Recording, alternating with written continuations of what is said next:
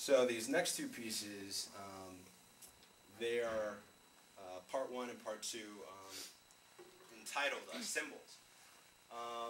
And they are referencing some events that have happened over the past year and a half. Most notably, the first one is dealing with, it's a response to a party that happened on the campus of the law school last year during Martin Luther King Jr. holiday weekend. And the party was called Bullets and Bubbly.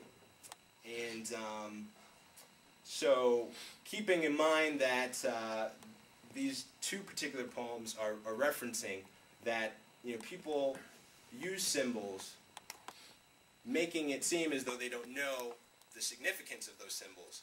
And you know, when it comes to describing or sticking up for their actions, they claim ignorance. So this one is called Lawyers of America. So they thought it was cool to dress in t-shirts with Thug Life stenciled on their chests and raise toy guns in the air in tilted 40 ounces, CDs, timepieces, and medallions hung around their necks, accessorizing gold teeth, do-rags, scullies, and hats turned round to the back, fur-trimmed jackets, press-on tattoos loosely attached, laughing mockingly at cameras posted on the internet, anti for future employment banter. These are the future lawyers of America defending your rights to the freedom of dumb ignorance, more of a masquerade ball, minstrel show with white faces. Come one, come all, last call for the non-discriminatory debasement. But it's just shameless jokes. Come on, bro. Can't you take it?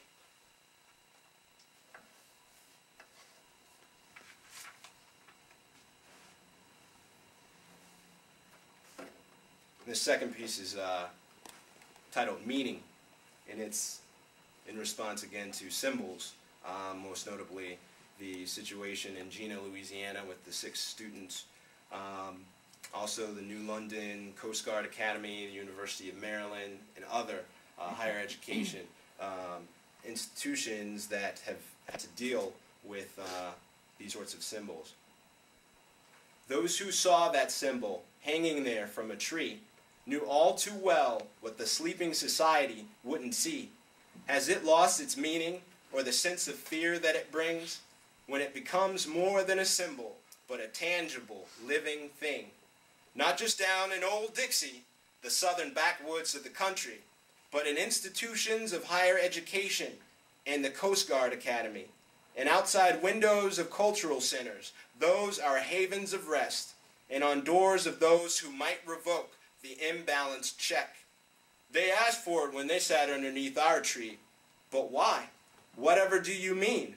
Must kids take offense to a feeble quip, though the blood remains dashed along the whip, and the crisp new rope braided with hands diffused, the same they bore years ago to hang strange fruit?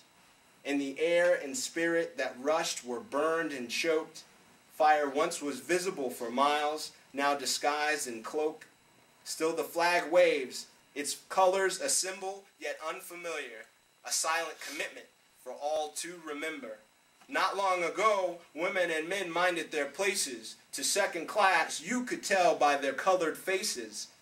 They say fear the Brown Brothers and their religious-led insurgents. What then are their suggestions when dealing with domestic terrorists, who in the still of the night led with burning crosses, quoting my Bible's verses, clothed in sheets as white as snow, baptized in my neighbor's churches? Now, just suppose the historical significance of the first white female or black male president was juxtaposed with signs of Jim Crow's residence, hung from trees, staked on lawns, ingrained in the mindsets of tomorrow's brightest stars.